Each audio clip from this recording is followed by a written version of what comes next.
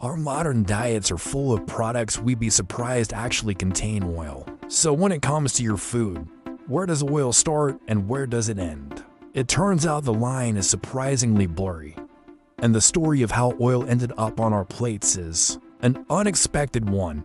It all started in the late 1800s and early 1900s, when the modern oil industry began with petroleum drilling in places like Pennsylvania, Russia, and the Middle East, as crude oil refining produced fuels like kerosene and gasoline. Chemists noticed there was a lot of leftover material, aka chemical byproducts.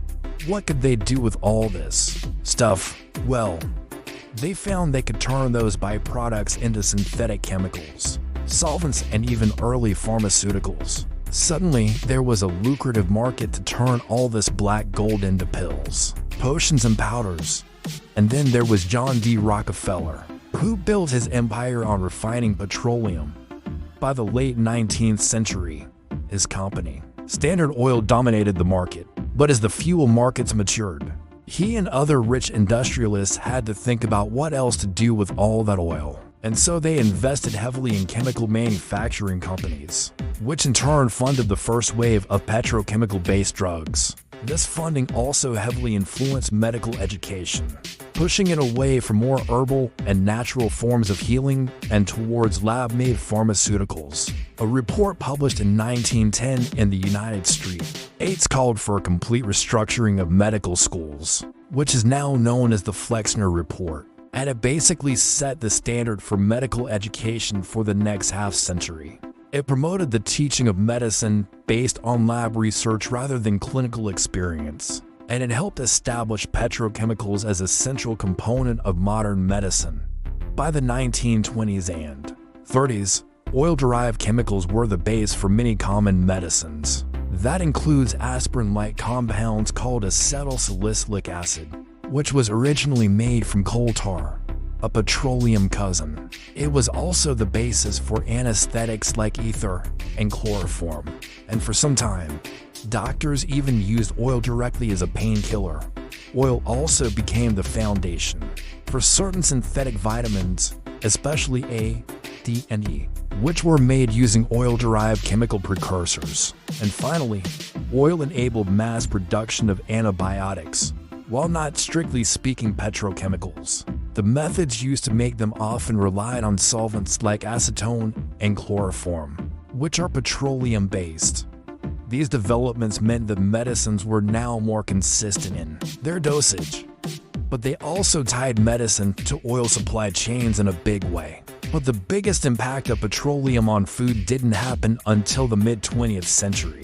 Two major developments stood out. First, ammonia fertilizer made from natural gas via the Haber-Bosch process allowed farmers to boost crop yields massively. Second, oil-based pesticides and herbicides transformed industrial farming. But after that, oil started showing up in lots of processed foods themselves. During the latter half of the 20th century, many products that we take for granted today got a petroleum makeover. That includes artificial colors, which are often coal tar or other petrochemical dyes.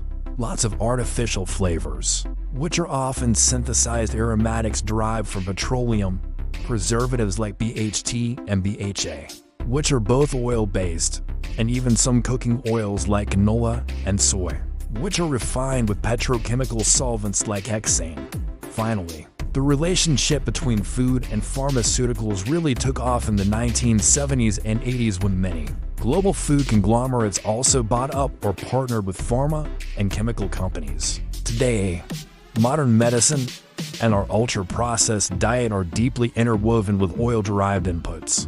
Gel capsules, for instance, are made from petroleum-based glycerin. Many for bags are made from oil-based plastics, and a lot of processed snack ingredients are synthesized from petrochemicals. Now, critics argue that this means the same industrial system that makes our lifestyles possible profits from the diseases those lifestyles cause, both through the highly processed food that causes them and through the medications that treat them, of course.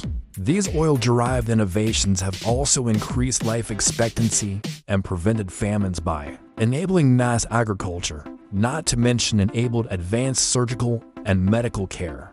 But as we continue to rely on petroleum-based products for both our sustenance and our health, we're also ingesting microplastics from packaging, potentially exposing ourselves to endocrine-disrupting compounds and depleting the soil and biodiversity around us. Please like and subscribe to see more.